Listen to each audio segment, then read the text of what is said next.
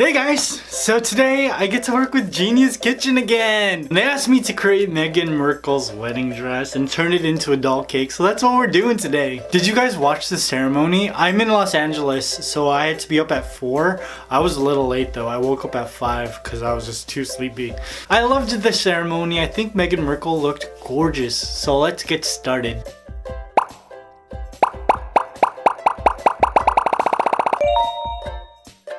To create this cake, the first thing I did was bake my cake in my Wilton's doll cake pan. Now I'm just using a lemon box cake, and I had to use 2 boxes of lemon cake. Or you can use like an original recipe. I see you over there being an actual baker with your tested recipes. You do you, good job. I haven't had time to test any of my recipes, so I'm just using a box cake. Now I leveled my cake in my cake pan, and then I just removed the top as well as the heating rod in the middle of the cake. Just make sure that it bakes evenly because the middle is so thick. That's what she said. I flipped my cake over and then sliced it into 3 equal layers.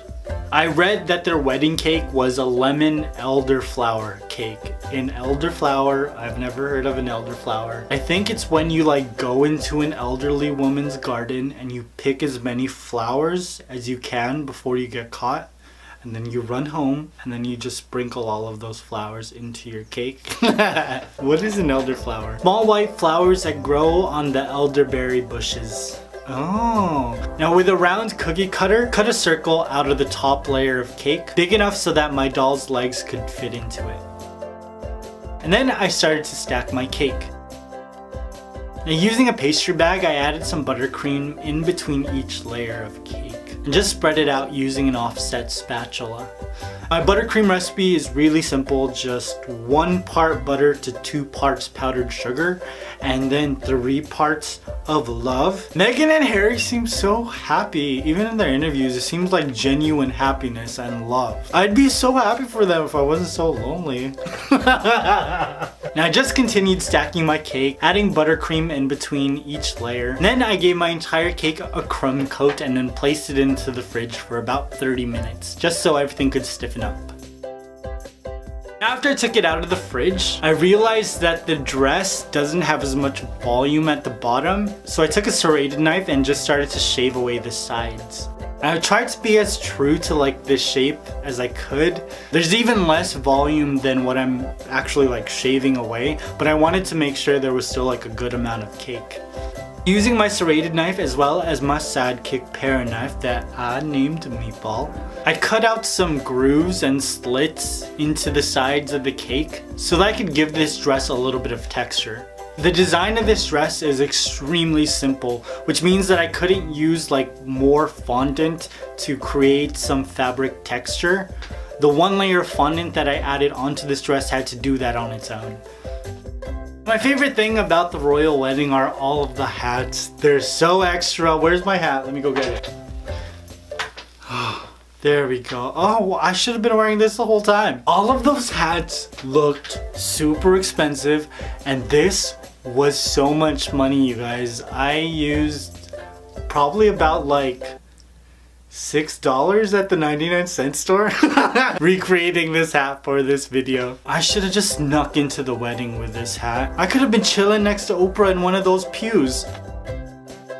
Once I gave my cake a crumb coat for the second time, I took my Barbie, which was a soccer player Barbie, plunged her legs into the middle of my cake. Now I only cut a hole into the top layer of cake because her legs are really thin and the rest of the cake just sort of supported her body. Now this cake only goes up to her waist, so I filled the gap between her legs and her waist with some white fondant. And using my fingers and some sculpting tools, I just blended the fondant into the rest of the cake. Now for the top of the dress, I added a piece of fondant, just wrapped it around her waist, leaving her collarbone exposed. I was just trying to copy the style of the dress as much as possible. And then again, I just blended the bottom of it to the rest of the cake.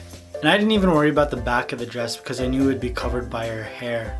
Now I wrapped a very large piece of white fondant around the rest of the cake and just hid the fondant seam at the back in one of the grooves I created. Now using some magic sauce, vodka. I just blended the bottom piece of fondant into the fondant that's around her waist. That way it'll look like one piece the way that it is on the actual dress. I just pushed my fondant into the grooves I created with some sculpting tools to make it look like fabric. I wrapped a small piece of fondant around each arm and just followed the design of the dress, making sure that her wrists were exposed and the top of it left her shoulders exposed. And when I'm creating a sleeve for a Barbie doll, I always take the arm, I bend it the way that I want it to look on the dress, and then I work with it up. That way when you place the fabric on, you don't have to move it as much, you just have to turn it down. I can't stop staring at myself in this hat. Once I finished with her sleeves, I took my X-Acto knife and very carefully just removed the pink ribbon she was wearing. And then using an old doll crown that I had lying around, because apparently I'm some sort of a doll collector now, and some fabric tool, I gave her a veil. And voila, my Meghan Markle wedding doll cake was complete. Oh, I thought that she looked stunning in her dress, and she wasn't even wearing that much makeup. She just had this like really natural looking glow. I feel like the world that we live in right now is so divided, but like for a few hours on Saturday, I felt like I was just watching this couple build a bridge. Genius Kitchen, thank you so much for asking me to make this cake. I'll leave all of their social media links in my description box so you can head over to their YouTube channel and subscribe. I feel like I'm gonna be doing a lot more with them, so fingers crossed. I hope you guys enjoyed this. I hope you're ready for one more doll cake. I was already planning on releasing a doll cake for this week, but this video was kind of a surprise and it took the place of that doll cake, which means Friday, I'm going to be releasing my Princess Leia doll cake in honor of the Solo movie. I made this cake a long time ago and it's finally being released. I love you guys and I'll see you very soon. Peace!